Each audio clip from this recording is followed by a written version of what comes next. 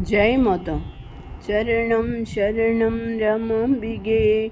Charanam Sharanam Trayambage. More than a year passed thus. We had word from Dr. Krishnamurti that the Vigraha was ready and that he was bringing it. Then miraculously came the news that Mother was coming, also asking us to fix the date for Pradishta. On the day that the Vigraha arrived, all the devotees had gathered at our house, and it was with Namajaba and Aradi that we received the Vigraha and placed it in the hall downstairs. A noted astrologer had been invited, and he did a prashna before the Vigraha to find a suitable date. Twice before we had looked for auspicious dates, and both times some obstacle had intervened. Now it was found from the prashna that Sunday, February 14th was auspicious. The reigning star that day was Puyam. In the Devi Bhagavata, it is recorded as the Devi's declaration that if her Pradishta was done on a Sunday and Puyam, she would be propitiated. We rejoiced that it was to be so. Thus Devi's mandate had come to us, and our prayers and sacrifices continued. The Prashna had also declared that aligned hands should not do the Pradishta, and that Mother's divine hands alone should consecrate the same. A Koti Archana of Navakshari mantra was fixed. It was to be for 41 days, the final day being the Pradishta installation. On the same day, a Chandika Homa too was to be done by a well-known Purohit. All the Mandalis were to be invited, and many were well-wishers and prominent people of Trichur became members of the reception committee.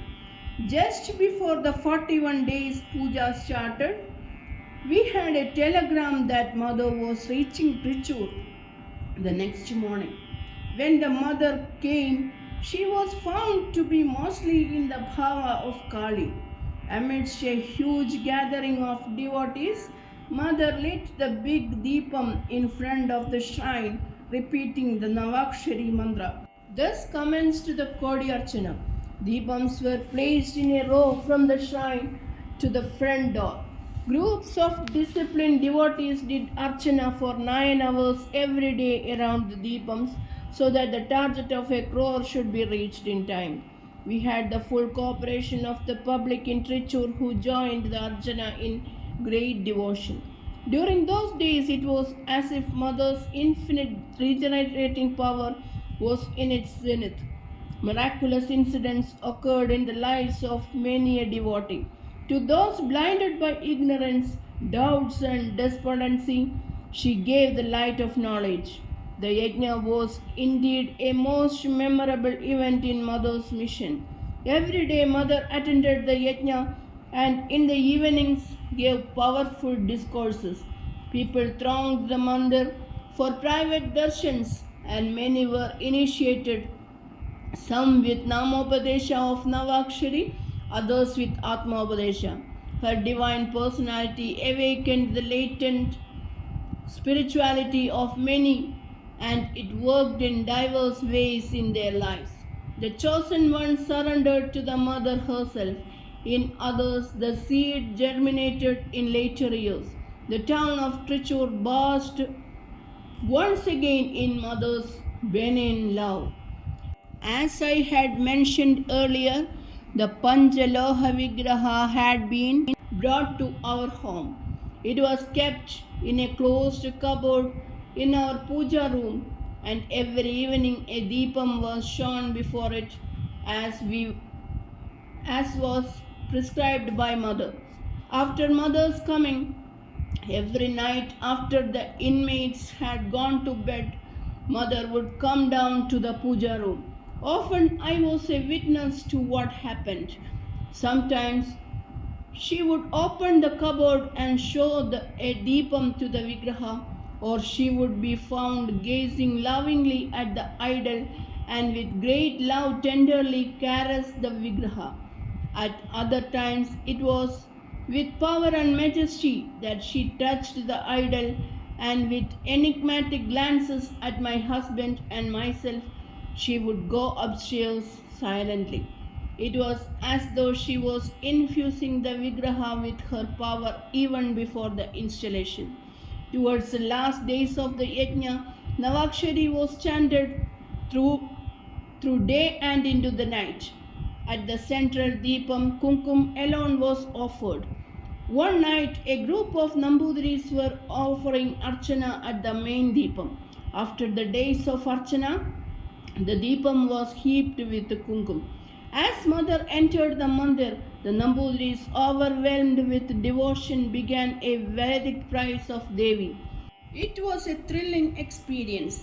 From one side rose the powerful Navakshari, and from the other side, the deep, sonorous voices of the Nambudiris sang the verses of praise of Devi in her highest and all-pervading nature.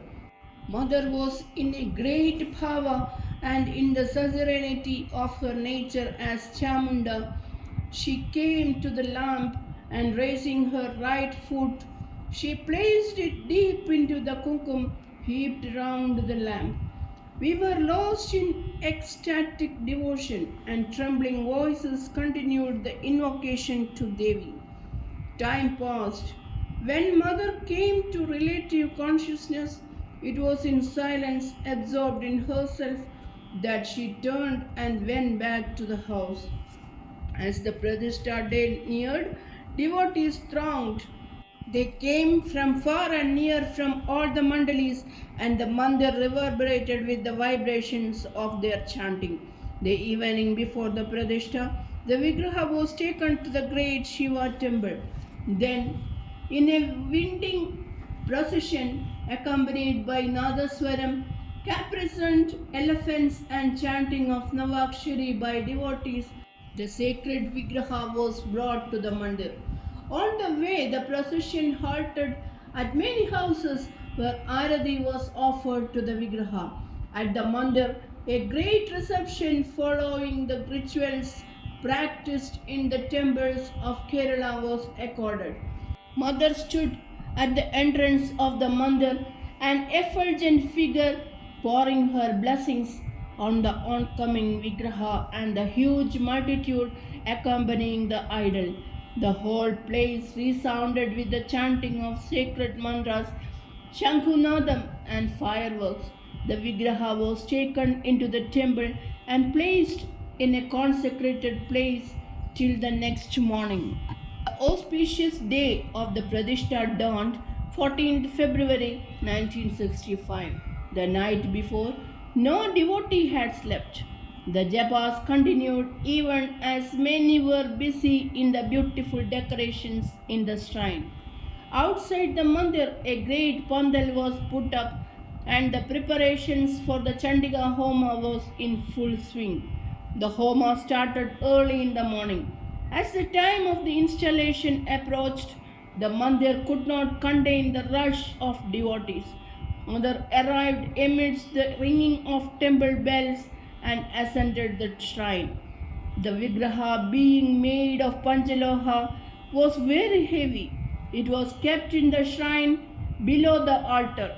6 devotees, all men, were to lift the idol to the Peedam. They had undertaken purificatory austerities for many days. As the appointed time approached, the 6 tried to lift the Vigraha to the consecrated Peedam, but to their dismay, they found they could not lift it. Mother was waiting. When several attempts failed, Mother stepped into the shrine and put her hands on the Vigraha. Immediately, it felt as light as a feather to the 6 devotees, who easily raised it up with Mother still lightly holding it. The idol was taken up and placed on the Peedam. All the others stepped down. Mother stood deeply absorbed. Conches were blown, bells rung, Nadaswaram and Panchavadyam beat out the joy of the moment as devotees chanted the mantra. Yet, in the ecstasy of that moment, the silence of supreme communion prevailed in the midst of great sounds. It was the moment of Mother's blessing to the world, far reaching in its immensity, a gift of her attributes to the coming generations in the Archa form for all times to come. Bathed in radiance, Mother stood face to face with the deity. Suddenly she raised her hands and placed it on the head of the idol, then on the heart, and finally on the feet. We had a glimpse in that divine act of consecration, the gifting of her limitless power, vivifying the Vigraha. It was the fulfillment of her numerous visits to Trichur, where had come the first recognition of Mother as Devi. So it was fitting that Trichur saw the first installation of her Vigraha, the first concrete avowal of her advent. Charanam Sharanam Ramambige, Charanam Sharanam Trayambage. Jai Mother.